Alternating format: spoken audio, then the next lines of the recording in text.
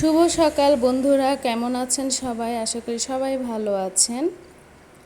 ঈদে যেহেতু বাড়ি ছিলাম না, তাই ওইভাবে সেমাই রান্না করা হয়নি। তা হাজব্যান্ডকে আজকে একটু সেমাই রান্না করে খাওয়াবো। তো এখন রান্না করে রাখছি। এখন রান্না করলে ফ্রিজে রেখে পরের দিন খেতে পারবো। আর আজকে দেখেন তো কি সুন্দর হাওয়া বইছে। এমন পরিবেশ কার না ভালো লাগে? নিজের রুমে যদি এরকম পরিবেশ হয় তখন মনটা না অনেক শান্তি কাজ করে।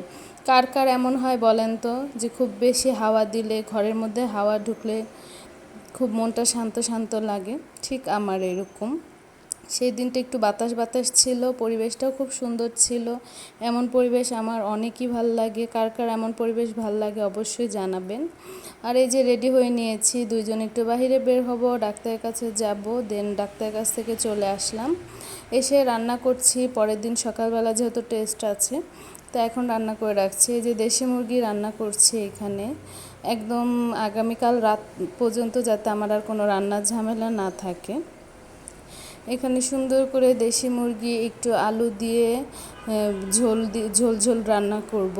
আর এখানে রেডি করে রেখেছিলাম আমার গুঁড়া মাছ, যেটা পদ্মার পাড় থেকে কিনে এনেছি। ফাঁকে একটু চা খেয়ে নিলাম। দেন আমার গুঁড়া মাছের তরকারিটা বসিয়ে দিয়েছি। ছোট ছোট মাছ খেতে আমার খুব বেশি পছন্দ না, কিন্তু এটা খুব তরতাজা ছিল, তাই ভালো লাগছিল।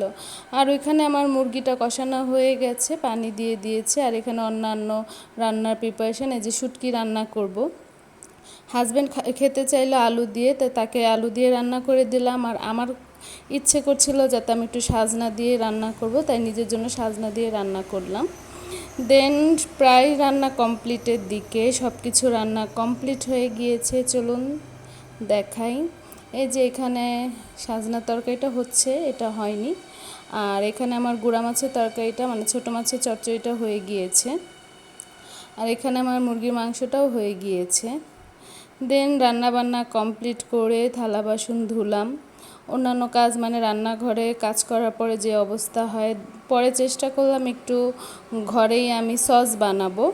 দেন এই যে সসের প্রিপারেশন চলছে। আল্লাহ হাফেজ।